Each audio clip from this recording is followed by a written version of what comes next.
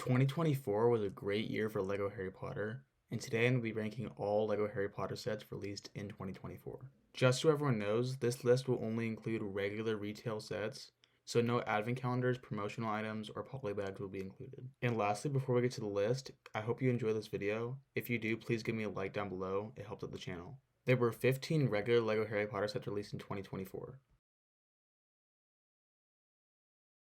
So starting off here at number 15, I have the Buckbeak set. Personally, I just feel like the build is really strange looking and it's kind of an awkward build overall.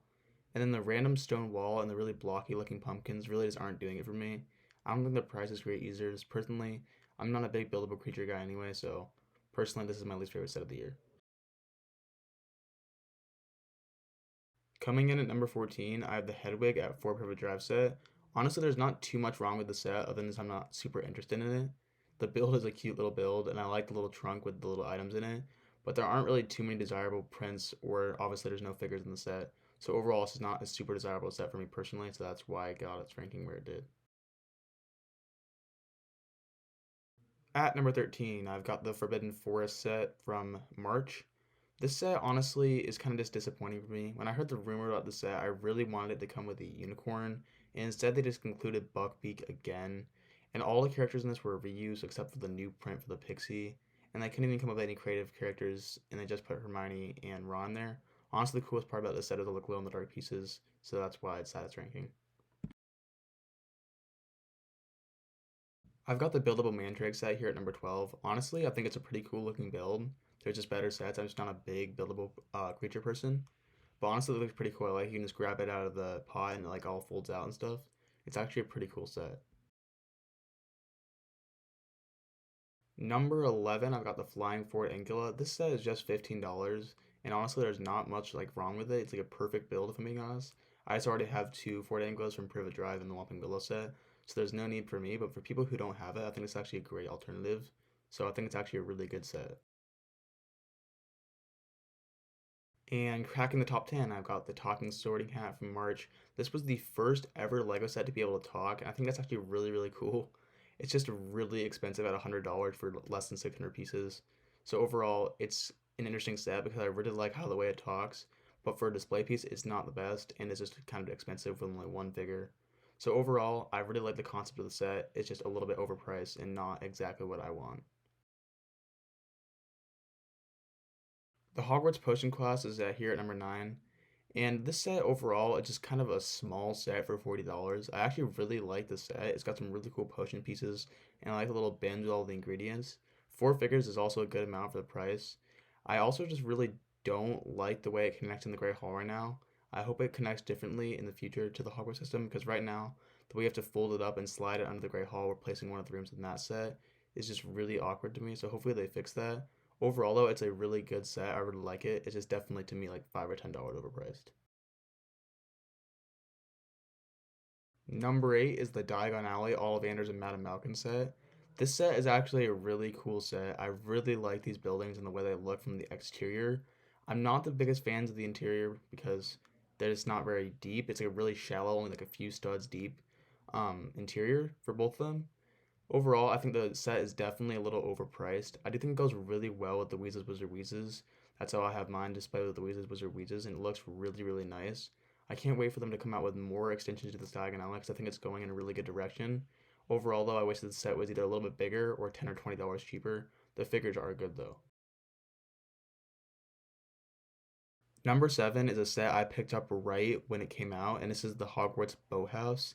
This set is just such a well done set. I know it's definitely a little overpriced, but it's just so well done. I love like, the little tree and the little creatures you're getting, and the entire build just looks like honestly perfect to me. Also, getting 5 figures for less than $40 is pretty dang awesome. The McGonagall in the set is actually like literally a perfect figure. There's not many Lego figures I can say that about, but the McGonagall in the set is literally a perfect figure. And the 4 student figures are also really good to populate your Hogwarts. Number 6 is the Aragog Forbidden Forest set. This set is basically a perfect set. The spider is such a better build than the one from 2018. I was actually really pleasantly surprised to see how good this build is. I also like the little extension of the Forbidden Forest that you can add onto the other Forbidden Forest set, as well as the polybag, so that's pretty cool inclusion.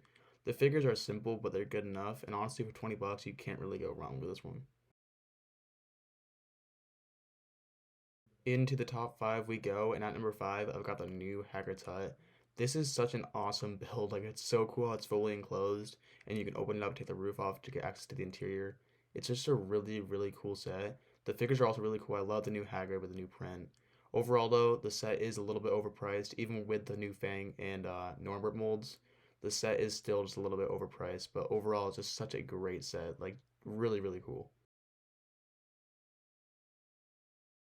Coming in at number 4, I've got the new Grey Hall, and the reason why the set isn't higher is because I feel like it's a little bit empty, at least going to be desired a little bit.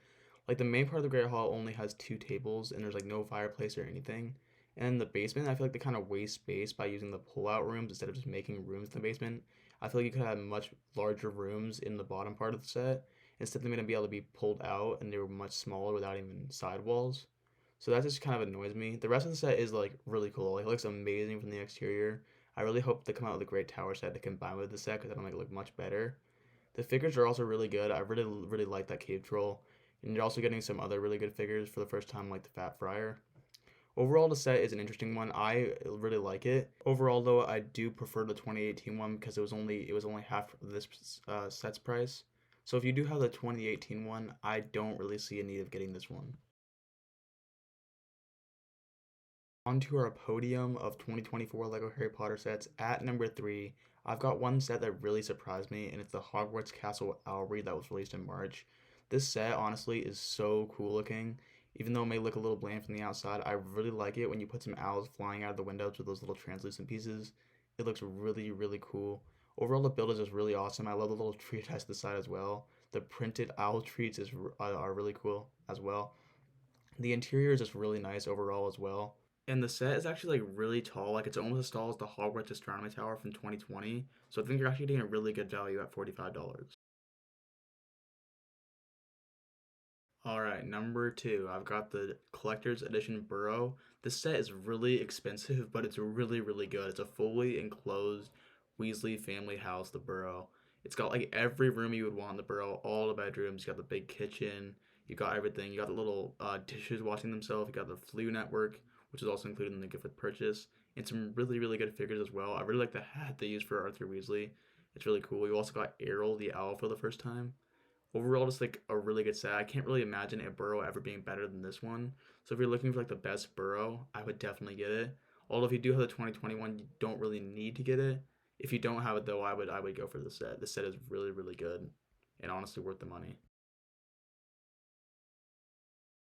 And we finally got to number 1, and I have to go with the Triwizard Tournament, the Arrival set with the big Durmstrang ship and the little Beauxbatons carriage. Overall, this set is like literally perfect. The build is amazing. It looks so cool on display. It is a really, really awesome build. It's just so cool looking. The carriage is like small, but it's still done well. It's still done well. Not as good as the 2019 one, but overall, I mean, the Durmstrang ship just takes the cake here. It's such a cool build. Only 5 figures is slightly disappointing, but I feel like the build just makes up for it because it looks very cool. Yeah, overall, it just looks really cool. That's all I got to say, really. And that's my number 1 Lego Harry Potter set for 2024. Well, that was my ranking of every Lego Harry Potter set released in 2024. Let me know what you guys would change in the comment section below. What you think was a good ranking, what you think was a bad ranking. And let me know your favorite sets in the comment section below. It'd be really interesting to hear. Overall, thank you guys for watching this video. I really appreciate it if you liked the video. And make sure to subscribe for more cool Lego videos.